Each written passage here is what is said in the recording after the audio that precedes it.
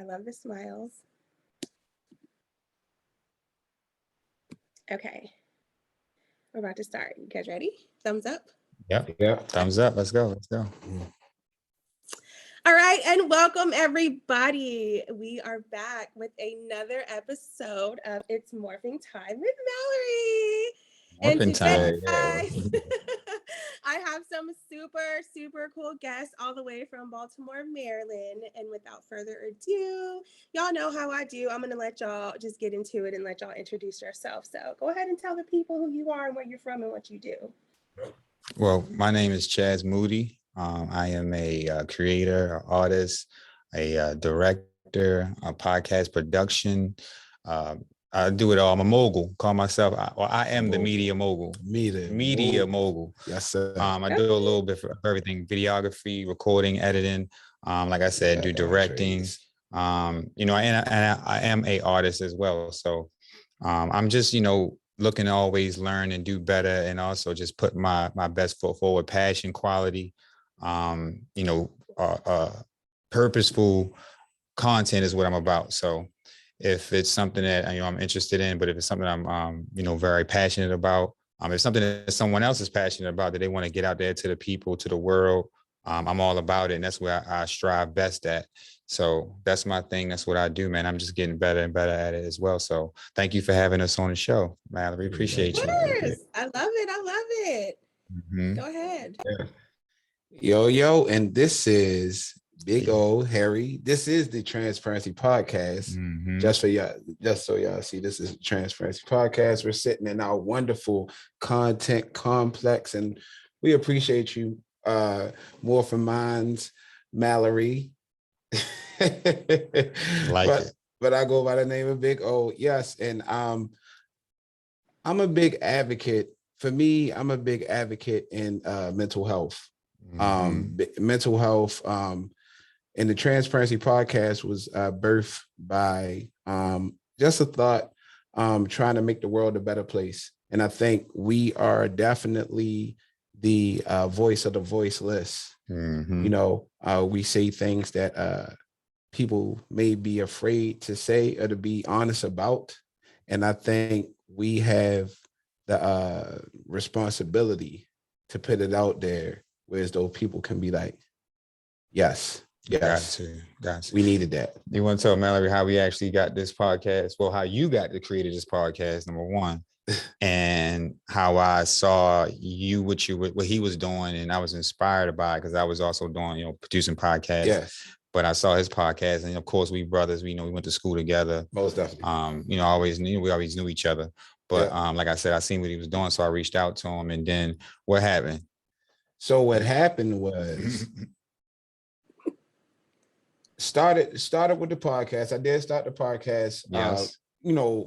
On my own, talking through friends, very close family. Everyone felt like I was very honest. I always was very honest about life, like things that happened to me. I was very I was so transparent. I would get naked, like pretty much like naked. Right. Just honesty. But naked. Pure honesty. And I That's started good. Yeah. You got transparent and being able to take the mask off and being able to talk about the uncomfortable. Yeah, what Morphing Minds do is that, we try to morph the mind and be comfortable with talking about those raw and uncomfortable moments, because these are the moments that really get us by. It's not the glitz and the glamour and all of that. It's those uncomfortable conversations that, we need to have about ourselves, our kids, our family, and all of that. So I love this. I'm sorry to interrupt, but go ahead. No, you're good. So so people used to call me every day, and we used to have long conversations on the phone. And real good friends of mine, and or people used to always call me for advice, and I'd be talking to them, and then all of a sudden people was like, you need to start speaking somewhere. You need to start, my cousin was telling me, he was like, man, and I didn't think I was a minister or nothing like that. I didn't want to do that. But I used to do spoken word. I just couldn't find I used to rap. It was a whole bunch of things that I would do, like using my mind, because my imagination goes so far. And basically I landed on this podcast, and I said, what would the name be? And I just was like, I'm just always honest. Let's call this the Transparency Podcast. Mm-hmm. And that was birthed. We just celebrated the birthday for the Transparency Podcast, December the 6th. Yeah. Happy birthday. Thank you. Yep. And that was 2000. And I said 2000. I was about to say 2001. Wow. That was a minute ago. We ain't even going that far, but 2021. Mm-hmm. That was the first show, and the show was called Life Owes You Nothing because it's too busy paying the world attention. And that was episode number 1. Right? Y'all can check that out on Spotify, Apple Music, iHeart Radio. YouTube. That wasn't on YouTube, but Spotify, you can find it as well. Like you said, Apple and iHeart Radio. So it was a few. I made about probably like maybe about 5 or 6 episodes, and Moody reached out to me and said, "Bro, I love what you're doing, man, but we need to let's soup this up a little bit." Mm-hmm. You know what I mean? And at first, we recorded. He was just being the video guy, right? Mm-hmm. And we recorded with one of our good friends, Tippy Tall. Just put the tip in. Shout out Tip. Comedian here in Baltimore. She does her thing. She's more than just in the area, but she's definitely doing some great things as a comedian. So, and she's of course from this area, and we supporting her. So she's doing her thing. Got a wonderful story too. She has a wonderful story. So she was like my first guest on YouTube. I couldn't think of anybody else that I wanted except her. Mm-hmm. And Moody was just talking. The chemistry just hit off right there. He was talking in the background, and ever since then, he's been on screen. Like, and we've been up. Like, you would think that we knew each other growing up, but man, our bond got so much closer over the year. Mm-hmm. So yeah, that's it. And I love you guys' energy. So this is going to be a great podcast, you guys. Absolutely. Of course. Transparency. We're going to get deep. We're going to get transparent. Yeah. We're going to have these uncomfortable conversations that a lot of people don't want to have. Yes. There's a lot of conversations going on around relationships and all kinds of stuff, but we're going to go dig a little bit deeper than that. I think it's important that we have these conversations because there's a lot of stuff going on in the world, you guys. And I think that we need to learn how to have these crucial conversations, whether it be with your family, somebody that you're close to, listening to different podcasts, listening to us, and then going and talking about the conversation that we're having or the topics that we're having. I think it's super important that we learn that because, the world is not getting any better. So it's super important that, you're in tune with what's going on around us, because if you're not, you're going to get lost in the sauce. You're going to get lost in something, and this world is going to pass you up, and, you don't want to be in last place and not know what's going on, because it's like I said, it's so much going on. So we're going to just dig into both of you guys' lives, and then we're going to get into the Transparency Podcast. So again, Moody, tell us about your life, about you growing up and how you came about doing this. And I think with podcasting, a lot of the times I like to make my podcast very valuable information. And again, I love you guys' podcast. I think you guys are great role models, and that's what Morphing Minds is about. And that's what it's Morphing Time with Mallory is about, is bringing on great role models in this world to help people kind of get through what they're going through. So tell us a little bit about you, Moody, and about your journey and how you're here being the face of the Transparency Podcast and wanting to inspire and help others. Yeah, well, growing up here in Baltimore, in the outskirts of the city and county, like the outskirts in the area. And, I got 2 older brothers, of course, I grew up with, single mom. My mother and my father were married, but they didn't stay together. But my mother had 3 different children by 3 different men. So we were a blended family from the jump, So I already knew how to be the youngest, and also, have different family members and different families throughout as I growing up. Like my brother's family was my family. My other brother's family was my family. So I just know I have a diverse look on life when it comes to just, that dynamic of blended families and things of that nature. So, and then, growing up, of course, I was the youngest and they looked out for me, but they beat me up a lot. You know what I mean? Like I used to go through a lot of different things about that. You know what I mean? Like being the youngest, like, you're youngest, and you know how it is, man. They try to like rough you up, and they take you, but they, when we go outside, they'll be like, man, you need to fight him. You need to do this, you need to do that, or you need to know how to do this and flip and do all this. So I'm like, all right, well, then I would go out and do all these things. You know what I mean? So I did feel the love, but also just felt like the pressure of just like not making the mistakes that they made, of course. So like when I was growing up, a lot of things they did, like, they hustled and, they, sold drugs and stuff like that. But, I dabbled in that a little bit as I was growing up, but I knew that wasn't like something I wanted to do. You know what I mean? I just didn't like when it came to like stuff like that. I looked at it like, prison is not the place for me. So it was like, I'm not going to do that. You know what I'm saying? Just because I know what that comes with. I know what that life is. I've seen what people go through. So like after those, my mom was just a big inspiration. Like she's like such a strong woman when it comes to like just being like a firm, assertive, she ain't really take no stuff. You know what I'm saying? Like she was really a real person. To this day, she's still such a real person. And she, she taught me a lot of discipline and how to take care of myself and things like that. So, as that, getting older and, graduating, I wanted to figure out what I was going to do. I really didn't know what I was going to do after, high school. And my father passed away like right around that same time. RIP. So when that happened, because he wanted me to do, like, he was an engineer. He did like, he was into like, fixing Apple computers even before Apple computers, people even knew what Apple computers was, like 83. So he was already a, super smart genius and everything like that. But I didn't ever figure out what I wanted to do. Cause again, they weren't like, they were married, but they broke up. So he really wasn't around too much, due to like, just drug abuse and things like that. And, just not being, present, you know what I mean? And that just, of course, when he passed away, even though he wasn't around as much, I still like, was respectful of him and loved him for who he was, even though he wasn't around as much. But once he passed away, it was like difficult for me to figure out like, okay, what I'm gonna do now? I used to, like drink a lot. I would go out, I would, do whatever I wanted to do at that point because it just felt like, dang, man, like my father was gone. I don't really know what I'm doing, blah, blah, blah.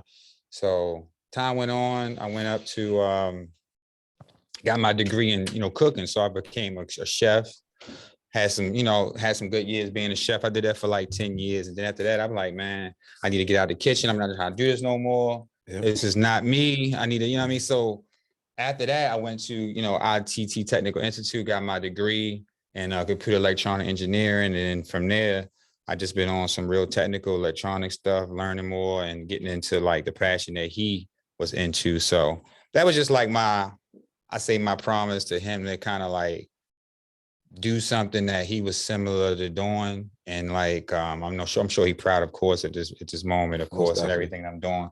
But, and it'll take a while, I feel like I can always figure stuff out and do stuff. So it's like, I can do many things, as long as I really practice or really put my passion into it or really just focus on it or learn about it, I can figure it out and go from there. So right now where I'm at, that brought me to here. Like, my middle brother, Herb Heat Rock, he got his own podcast, which somebody was producing for him.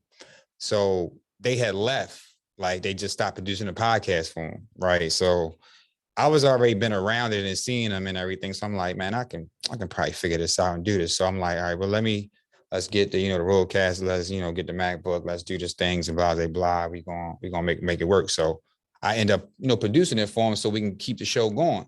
So that turned into, me linking up with, other brothers in the area, like at this spot right here, the Content Complex. I brought, my skills here. We end up, of course, getting more people doing podcasts, doing more videos, doing, and I'm an artist again. I did music before, I did the media, but music is also a passion. I, did music as well. So all of those things just came at a good time, starting pretty much from last year in 2021, 2020, you know what I mean? But, and now it's just flourishing, man. I'm able to, like, again, put my passions where they need to be and learning more about the craft, studying more about just media and videography and editing and learning different softwares and everything like that. And now, look at us now, man. We got, a dope podcast here. I'm producing like 5 podcasts. My schedule is crazy. If you want to follow me, you can check out my work at Chaz Moody Media on IG. I got YouTube page as well, Chaz Moody Media.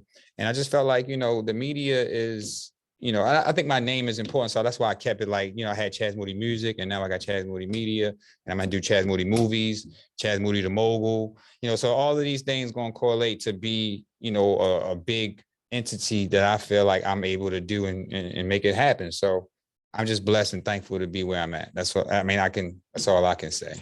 Straight up. Oh, I love that. I love that. Thank you so much for sharing that. And so For sure.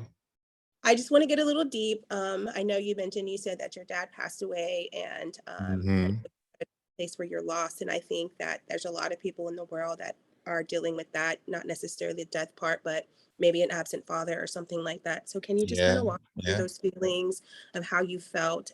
Because I'm pretty sure there's a lot of people out there who feel the same way, but they don't know how to articulate those feelings. And I turned that pain into power, which is my philosophy. I always say that on all of my that I do.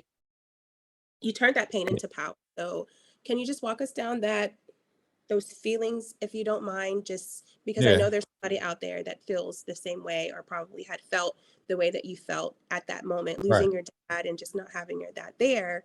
That's a common thing. So can you elaborate on that for us a little bit, please? Yeah. From as me growing up, like I said, he was around, not as much, but he was trying as much as he could to be present.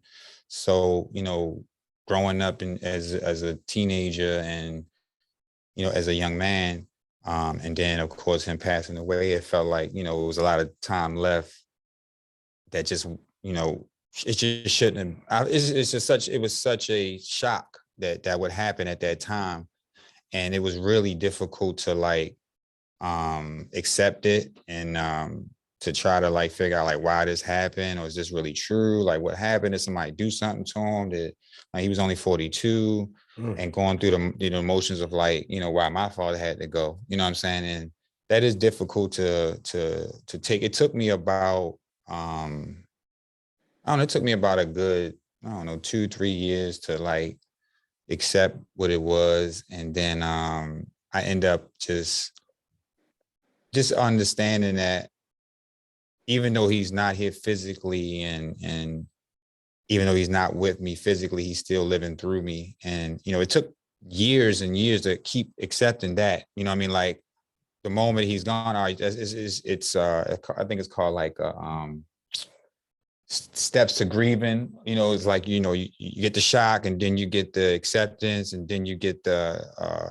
I guess, living with it. And then you get the liberation from it, or a revelation from it, or whatever. And I think I've gotten to that point now where it's like, it's all good. Like of course I think about still like, man, what still could be like if he was here and then he can teach me some stuff. I'm sure he's so smart, he's able to figure things out as well. And I go through those moments, of course, but again, I think it's, the way that he shows up for me daily and my presence and things that I'm doing daily. Like I already know, like he's teaching me stuff that in my mind and through my speech and the things that I'm doing, through my, my actions and the people that I'm around, and, the things that I'm learning, and the discipline that I've been showing, So, I really am comfortable right now with it. And, it takes a minute though, man. People, all are different. You got to grow. You got to understand that, things don't happen to you, to happen for you. Like, if that doesn't happen, who knows where I would be, or who knows how things would be, But I can't keep going back and forth and trying to worry about that and think about that. So it's more just continue to move forward, thank God where I'm at, and be grateful for what I do have and who is around me, like my mom and, my grandparents and my aunts and my uncle, all of my family, my father's side of the family, they of course present, and, they are, good people, and they there for me. And, it's not like I don't have, familiar space around him. You know, he's you know, like I said, he's still here pretty much to me as I feel. So, you know, I'm good with that. I love that. And thank you so much for sharing that. Do you have kids of your own? Yeah, I do. I got one boy, little Oh, Shabazz. yeah. See, you have a son. So is there Yeah. something that you're doing in your relationship with your son that your father didn't do with you? Because I don't have my parents in my life either. I Oh, mean, wow. I struggle with mental health issues and drug addiction. So I was raised with my Hmm. grandmother. So Oh, for wow. me, no, I didn't have a mother and father. I had my grandmother who raised me, which is very different. And although I was raised very well, I still didn't have that mother-father relationship, which is fine. You know what I mean? But Mm. I tried to give my son what I didn't have in my parents. And so I say that to say this: is there something that you're doing different in your relationship with your son that your father didn't do with you?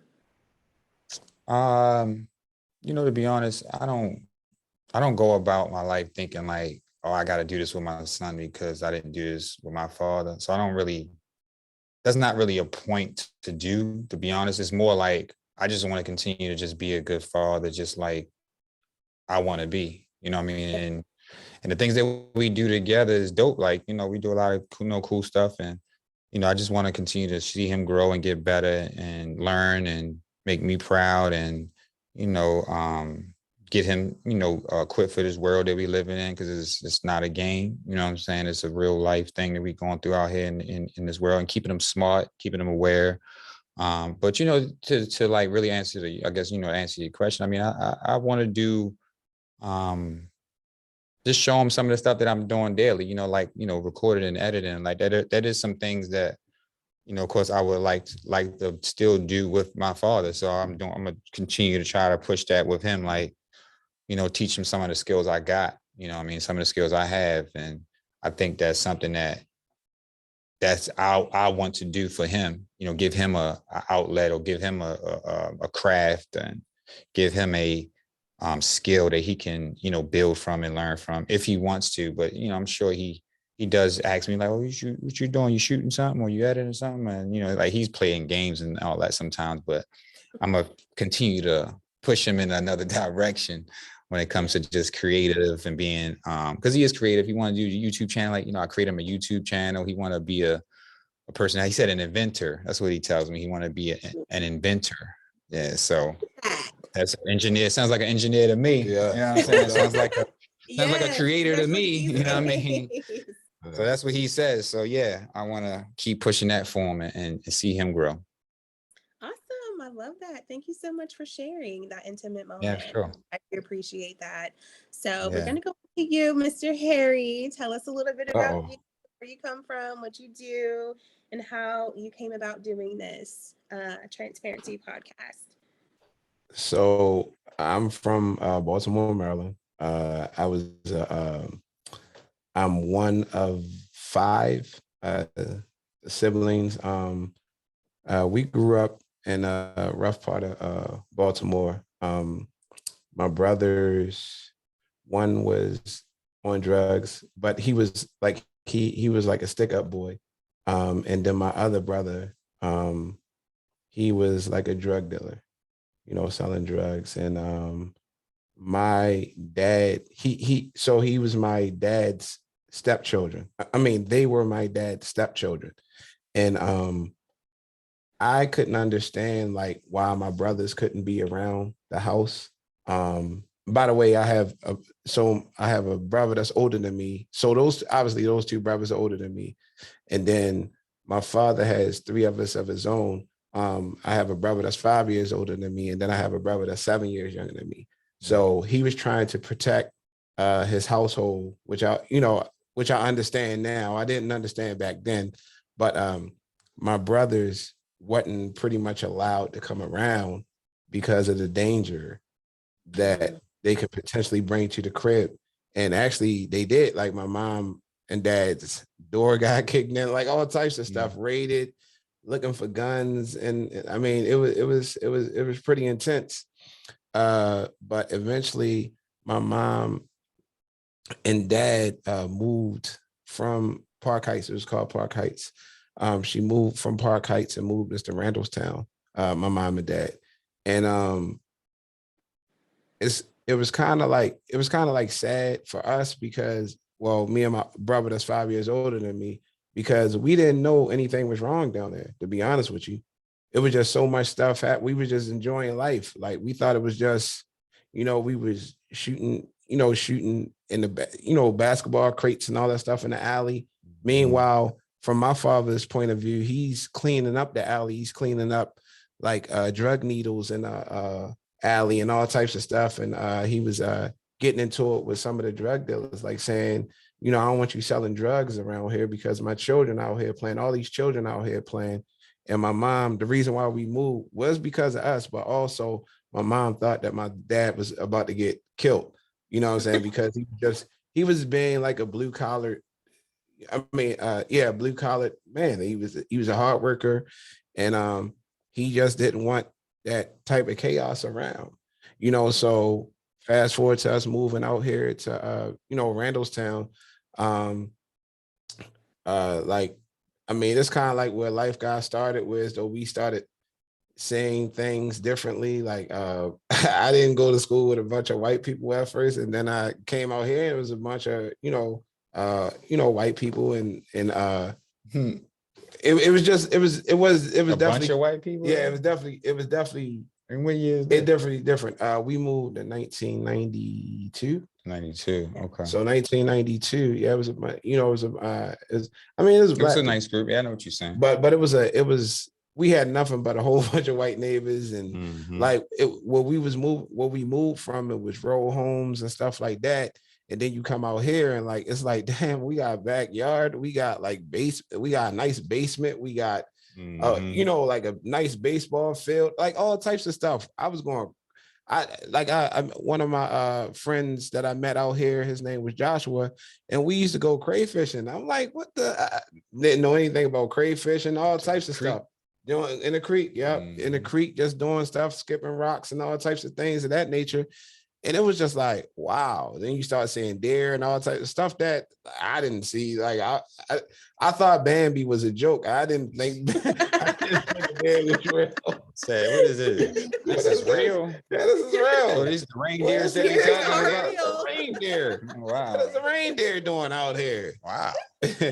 So and then I met a lot of people have my same story. A lot of my friends that grew up out here had the same kind of like exact story.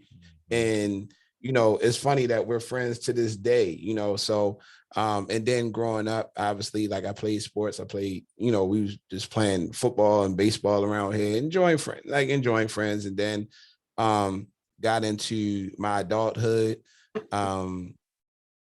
Like Moody, it's funny. Like Moody, I went to school to be electrician. I was in school, and at the time, my ex-wife was pregnant with my we weren't married at the time. We was high school sweethearts at that time, but she was pregnant with my oldest daughter, who's 21. She's in college right now, by the way.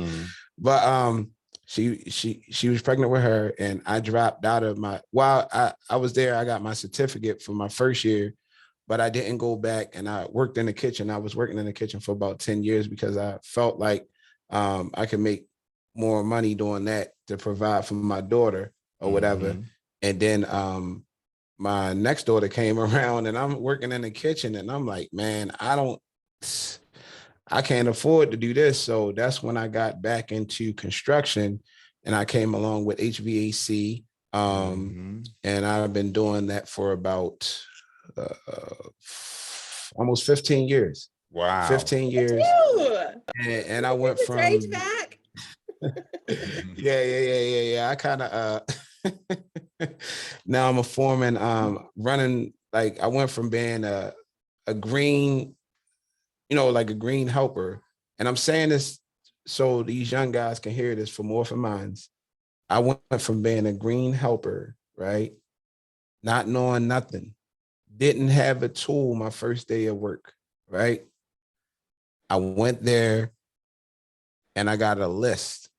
I paid attention, but I also got a list from my mechanic and my foreman at the time, what do I need to be successful? What tools do I need, you know what I'm saying, to do this job? Because I didn't just want to walk around and go get material from my mechanics. And I was running and getting material, but since I had my tools and everything like that, and I was paying attention, it was times that I got the work, you know what I mean? Got to work with my hands and all that stuff. And fast forward to now, like I said, I'm foreman, running multi-million-dollar projects and stuff like that. So it's just knowledge, it's just patience, it's just understanding your job and going to work as if you have a purpose. You have to, everything that you work in life, you have to work with purpose. You can't just sit around and just say, man, I gotta get through this day. And then, you know what I'm saying, you gotta appreciate these moments. You appreciate the moments that you're in, you know, because I look at it like this: someone's signing your paychecks. That's a wonderful opportunity to do something. And not only that, you're doing something, but you're getting rewarded by it. You're getting paid for it. You know what I mean? And you can grow. You can definitely keep growing and growing and growing. And eventually you'd be something massive. And then you start expanding more. So then I went through a lot of different things in my life to get me here. Whether it was divorce, cars repossessed, layoff, fired, hired, all these, even like I went through so much stuff. I got married at 22 years old, you know, and so you go through marriage, you go through all this happiness, you go through death, both of my brothers, one of my brothers was murdered, my brother that sold drugs was murdered, and then my other brother that was on drugs, he eventually overdosed on drugs. And you go through all those type of things in life. And I got broke down so much with life. Life beat me up so bad that I had a nervous breakdown. That's how bad it was, right? And after I had my nervous breakdown, they diagnosed me with anxiety and depression. Didn't know I had that. You know what I mean? And going to therapists and talking to therapists and different things of that nature helped me understand myself better.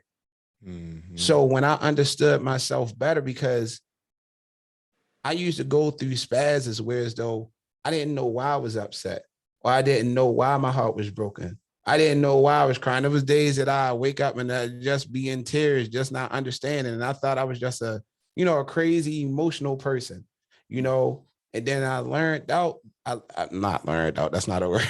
Learned out. You figured it. Learned, then figured it out. Created a word. Yeah, created a word. But I found out through all the things that I've been through, that I needed to embrace this, but also understand that it's not just me going through this type of stuff. It's people in the world that's going through things 10 times worse than I am.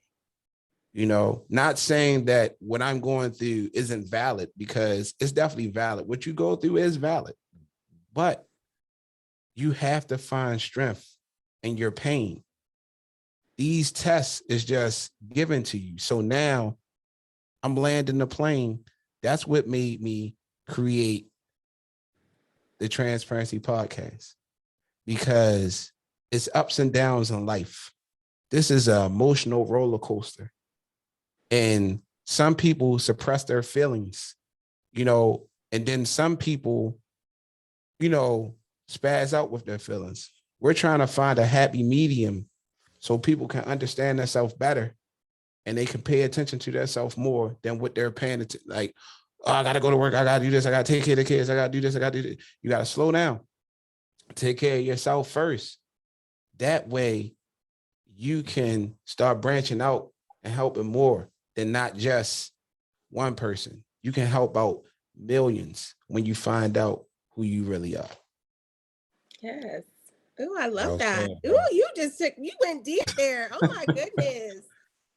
Man, you had a very rough life, Harry. I'm so sorry to hear that. You know, you had two brothers murdered and one that, was right. And yeah, I'm sorry, I misspoke on Yeah, that. you good.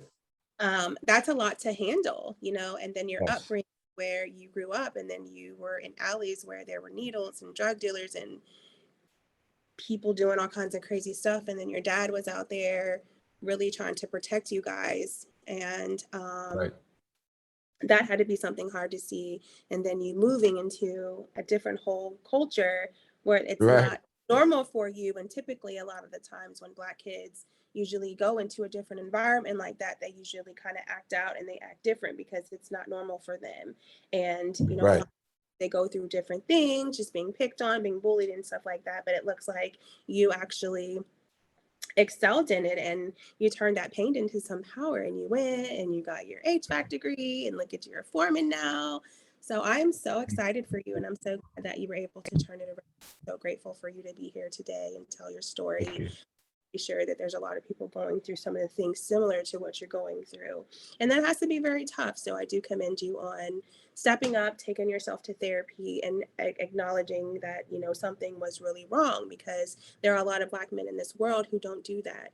They just continue to live life and they don't realize like sometimes you have to seek professional help with what you're going through.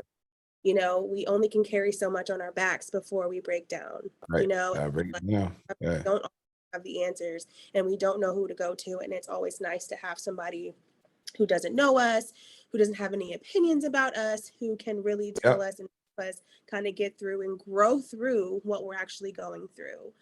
So do you have children? Do you kind of let them know your life story and do you kind of teach them a different lifestyle versus what you had and do you keep them together?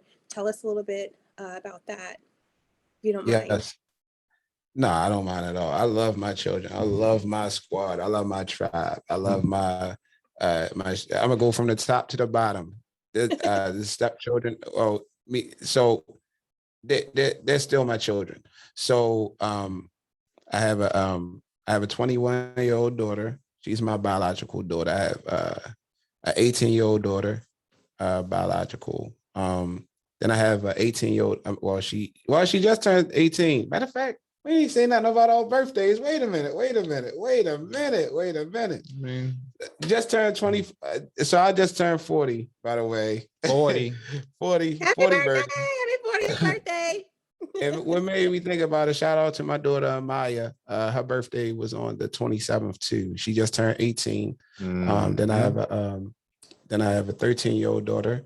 Then I have a stepson, DJ. He's 12. Then I have a keep going. Yeah, you're not done. He just keeps going.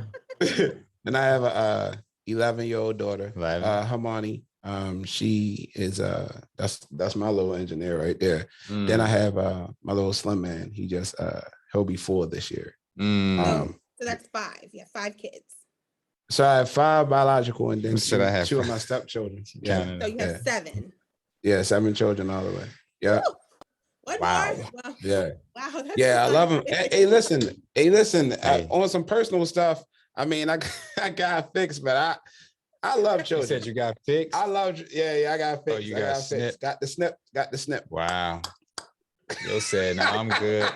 Yo cut them off. Good for you. That's a good example, you guys. Good.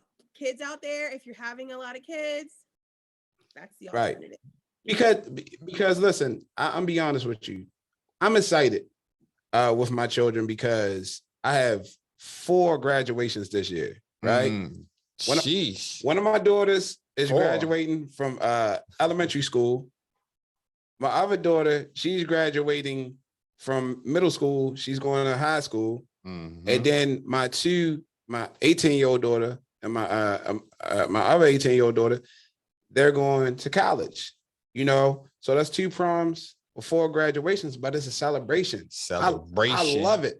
I love it because I'm excited. I'm planning with my daughters like, hey man, what we gonna do for the prom? What car we renting? What we doing? You know what I'm saying? We got to go out with a bang. We got to, I tell them, listen, this is the end of your childhood going on into your adulthood. So I'm looking at y'all. Don't be sitting around being depressed. Don't let this little boy knock you off your balance beam or whatever. You need to enjoy this time. You need to participate in all the stuff in school and enjoy and take all the pictures you want.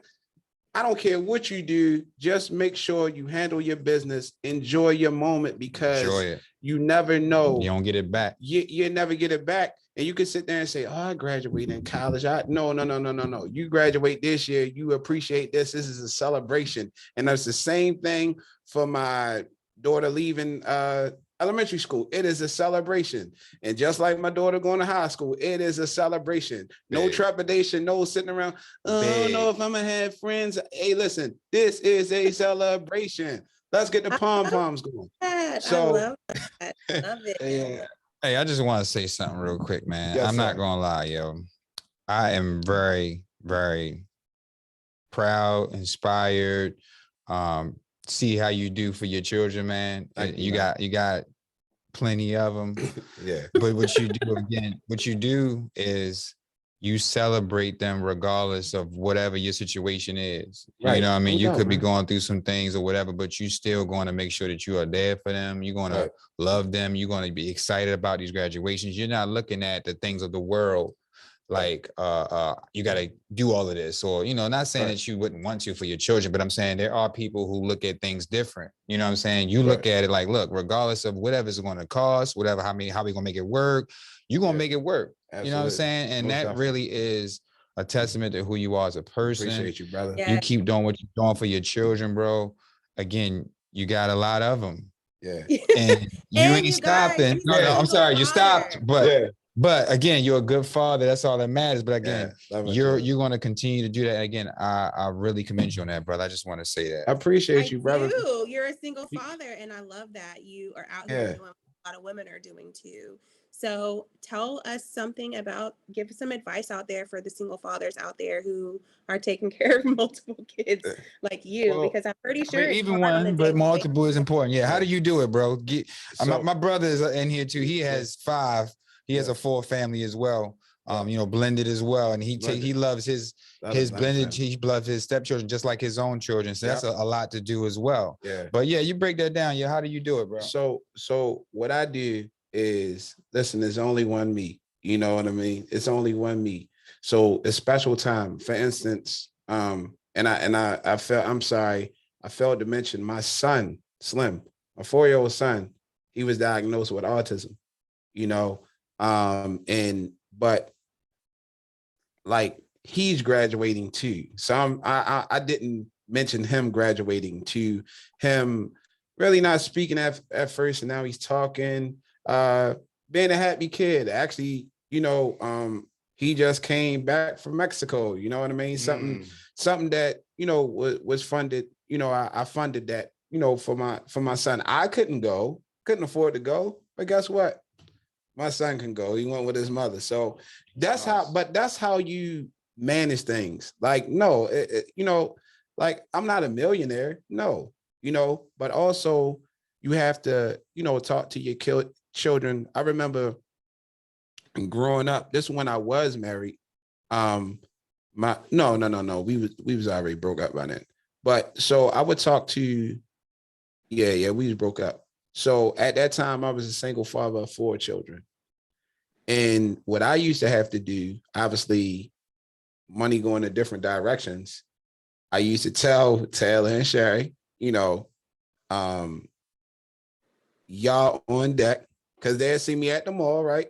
You thinking about it, you like, damn, like, how they getting all this stuff and blah? They getting all these clothes. When I'm gonna get my clothes? When I'm gonna get my turn?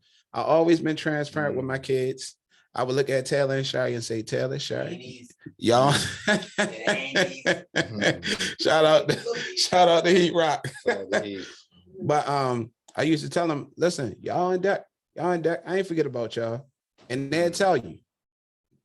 In 2 weeks, I got them right too. And then it'll be reverse. I look at their sisters, Hamani, Hamaya. I got y'all before, right? But y'all on deck. I gotta get Sherry and Taylor right. You know what I'm saying?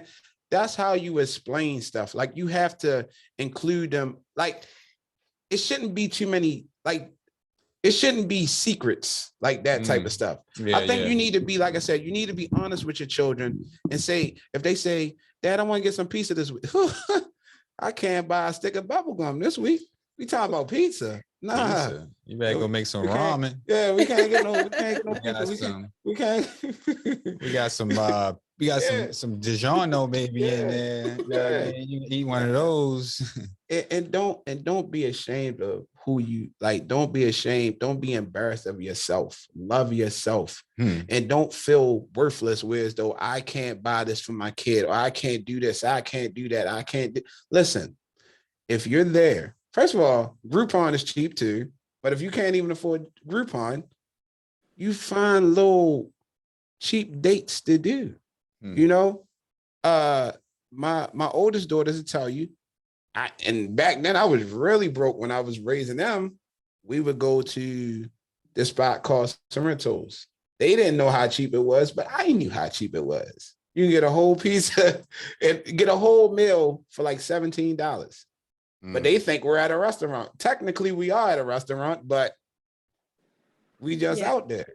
So all I got, you just got to move different chess pieces. You got to be strategic, but also you cannot be selfish as a parent. You have to make a lot of sacrifices to make their life. In my mind, I want my children to have a better life than I had. You know, I think it's my duty to support what they're doing, but also be honest.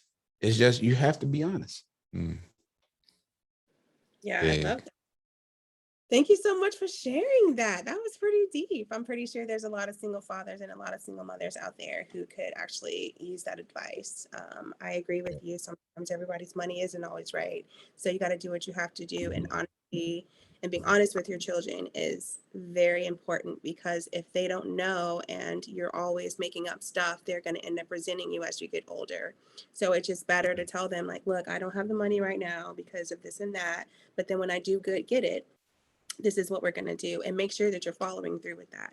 Because whenever you don't follow through, actually hurting them in a certain way, you know, because kids want things, kids see things, they see other families out there getting certain things and they want it too, and they don't understand and they don't know how to really process how to manage those feelings when it comes to stuff like that. And yeah, they might get angry with us, and you know, they may not want to talk to us, but it's just because they don't know, you know. But it's us as parents to make sure that we communicate with them and we let them know, because then that makes the relationship a little bit easier, and it helps you grow together so that they know. So then again, your kids will be like, oh, okay, well, this is my week, we get to do whatever, you know. And like Harry said, you know, you don't always need to tell them what it costs or whatever. Let them do something, and if they're having a good time, do it. So what if it's a McDonald's Happy Meal? You know what I mean? Or going to Little Caesars and getting a $5 hot and ready pizza or something like that. They don't know, you know what I mean? Lucky Little Caesars wasn't out when they was young, I tell you. Little Caesars was better back in the day, you know, and you know, there's some kids that even like ramen. You know what I mean? Ramen is to be something that's a big thing in people's houses. I mean, we just never know what people are really going through. So I appreciate you sharing your story, Harry. And now let's get into some of the Transparent podcasts. I listen to you guys. I love what you guys talk about. It's very similar to Morphing Minds. So what have y'all been talking about these past couple of days on the Transparent podcast? Let's get into that real quick. Well, today, you know, this is technically one of our shows, but you know, for the past couple of weeks, man, we've been locked in, man. We've been doing a lot of, you know, dope stuff, man. You know, we keeping things very, should I say, honest, forward thinking. You know, we working on, you know, building a community, you know, speaking about what's going on in the area. We trying to do things here at the Content Complex to teach kids how to do technical abilities, teaching kids how to, you know, be honest with themselves. You know, the youth is important to us, just like, you know, he has kids, you know, I have a child. So, you know, we figuring out ways to really, you know, touch the people, touch the community. I mean, we growing more and more, you know, people hitting us up, wanting us to, you know, be on their show. They want to come on our show. They want to do more. They want to do these more Zooms and live streams. So we gotta, we had to work out our technical difficulties a little earlier. That's all good. It's all good, but we here. And we want to keep doing more of this because this touches more people. So yeah, we want to do more innovative stuff. Like we was really wanting to go down to Atlanta for the podcast convention party that they having down in Atlanta. So you down in Atlanta, correct? No, I'm in Texas, honey. Oh, in Texas, excuse me. Texas. Down south. Stars at night. Everything's big in Texas. Everything in the heart of Texas. Everything's big in Texas. We want to come down there too, man. We got to make a trip down there too. Most definitely. The Final Four is down there too. Shout out to UConn Huskies. I'm a fan of UConn. It's just, we're going to win it this year. A lot of great stuff going on. But yeah, again, we just had birthdays. So we've been, taking our time with just, getting back to the show. So we just celebrated our birthday. So it's really just a time of us enjoying our life right now. The beginning of this year has been really good to us. We've been, again, touching the people. And, we back at it. We're going to prep for our next show. This is really awesome. So thank you for having us on. And we got it. You got to, but you got to tell them why 23 is the big number this year. 23? You got to tell them why. 23 is a year of greatness. Number one. That's the year of greatness. My birthday is March 23rd. His was the 28th, 27th. And, 23 is just a beautiful number. I mean, let's just be honest. One of the best numbers. Jordan, 23, of course. 23 is just a number of, you just think of greatness when you see it. So this year I turned 40, he turned 40. I'm getting married this year. My business is going crazy. Yeah, it's a lot going on, baby. Business is going up this year. We building with some really good people in my area. Like I said, we building businesses around here. We're being able to have a union of people that we collaborate with. We got, one gentleman has a whole barbershop lounge. Another gentleman is starting his own sports league. Another gentleman has his own clothing line. We got multiple podcast productions going on. We got so many great things going on. Albums, music, so we got a lot of great things going on. So this is the year of just this greatness being shown, being displayed, being the have nots are having it now. That's basically what I'm starting to, that's like one of my mantras I've been saying. Love it. But it's just greatness, It's a lot of great things going on. Straight up. Yes, I love that. Y'all hear that, you guys? This is an example of turning that pain into power. Both of these gentlemen have been through some crazy stuff growing up. And they grew up in Baltimore. Where talk about it. You know what I mean? So it's real. It's real out here. Upbringing, they dealt with a lot of stuff. They've seen a lot of stuff, and a lot of people who've seen a lot of stuff deal with a lot of trauma, and they don't know how to process that trauma. And they could have ended up being exactly what they saw growing up, but they didn't.